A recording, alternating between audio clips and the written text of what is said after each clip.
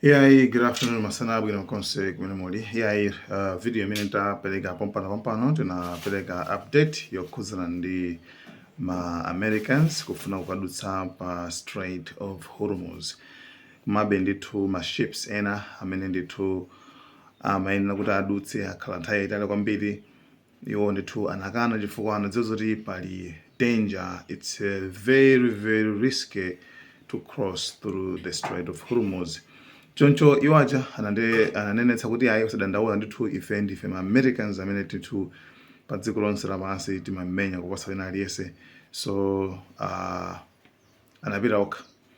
So maripoti amene tinawo pompano ndonena kuti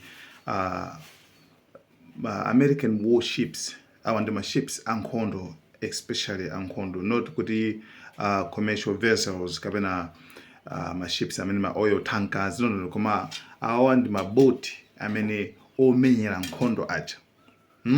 Ma steamer omenyera, ma boat aja omenyera nkhondo aja, ma steamer omenyera nkhondo aja amene amanyamula asilikali amene ajawo akuti amenyedwa ndi two projectiles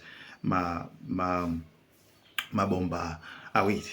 We're just getting a line here from Iran's Fars news agency saying that two missiles, assumedly Iranian missiles, but saying two missiles hit US warship near Yask Island after it ignored Iran warnings. Just to recap on this very important news that's coming through, Iran's Fars news agency is reporting two missiles have hit US warship near Yask Island after it ignored Iranian warnings. Now, Rasul, I appreciate the situation is very fluid.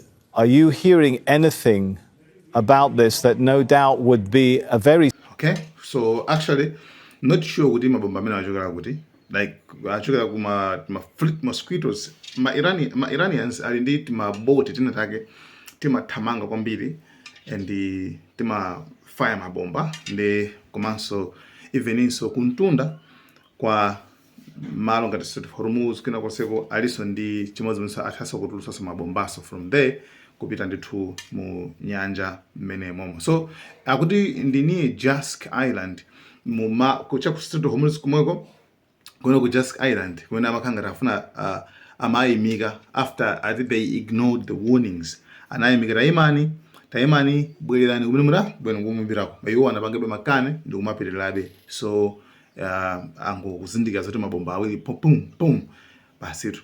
So anyway, ma report amene wawa ndithu akuchokera ku dziko la Iran ku television ja amati Fars News komabe CENTCOM kamene kuti ku America ku department ya nkhondo iwo ndithu sanachite confirm kamene sanatsimikize za nkhani kuti atolomberera masitima athu kapena zatoli zati iwo ndithu sadatsimikize za nkhani imeneyi.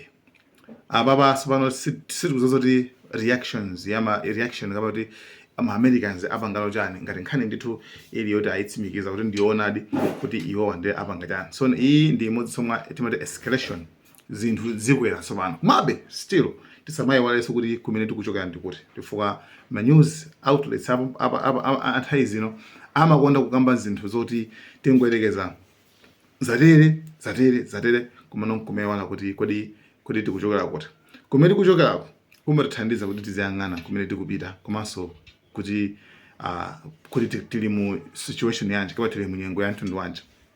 Remember inu kuti Strait of Hormuz inatsegulidwa ndithu. After kutsegulidwa Strait of Hormuz and ma Americans Trump anasangalala kwambiri ndithu awachita kuchita kuti it's a big day kwambiri, zili bwino kwambiri, koma iwaja nazati koma ifeyo still tukuyisiya blockade kama tukwa ma ships a Iran akhalabe akuvutitsidwabe ife sitikuchokabe yayi ngakhale kuti iwo watsegula kuti aliyesa atha kumadusa for free.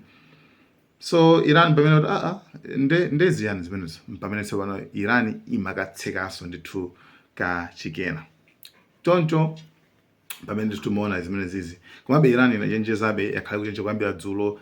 Akhala kuchenjezabe kuti pa Strait of Hormuz ndithu musapatengere ngati pachibwana kwambiri andi muombedwapo. A Trump anaza pereka chithunzi cha pa Strait of Hormuz ndikulemba kuti Strait of Trump. Yeah, ati Strait of Trump. Pamene pajapo.